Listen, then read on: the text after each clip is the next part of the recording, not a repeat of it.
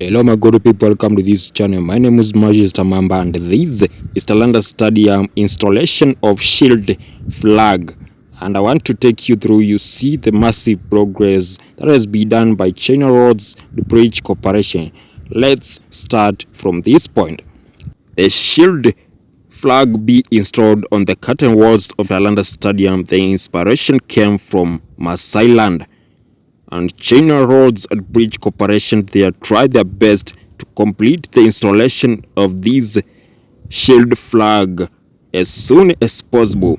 This is phase 2 of the installation of shield flag on curtain walls of Talanda Stadium in Nairobi, Kenya. There's phase 1, which is almost complete, and I'm going to show you what I'm talking about.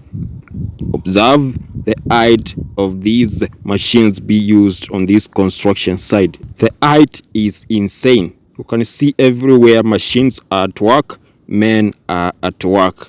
This is Talanda Stadium latest update on the installation of shield flag on the curtain walls of Talanda Stadium. A few months ago, this was just a dream, and now is becoming a reality.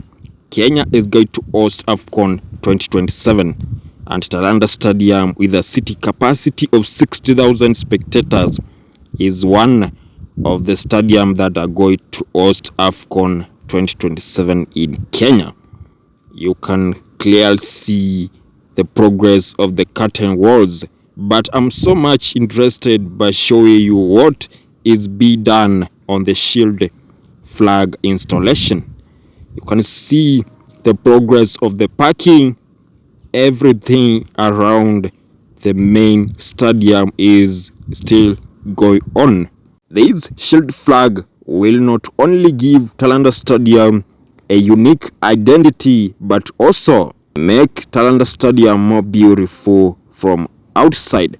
The progress of this stadium is almost complete, and the project began back in 2024 under a public-private partnership and was expected to be completed in December 2025, but due to changes, this stadium is going to be completed in 2026. I want to show you this shield flag phase 1, and this is the phase 1 of shield installation. You can see the height of the machines is insane. Look at that.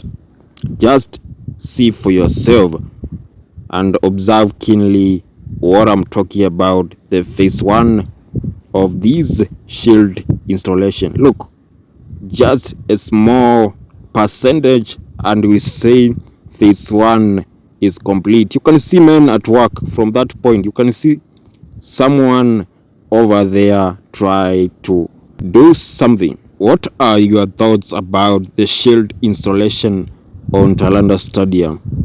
Give your opinions about the progress on the shield flag installation. You can observe keenly for yourself. You can see for yourself what I'm talking about.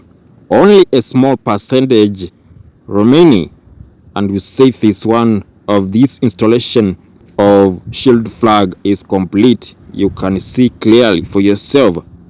Talanda Stadium in Nairobi, Kenya is being constructed by a Chinese contractor, China Roads the Bridge Corporation company, and the total construction cost is $344.5 million US, which is equivalent to 44.5 billion Kenya shillings. You can see from this point now what I'm talking about, the massive progress of the shield flag installation, and the city capacity is 60,000 spectators.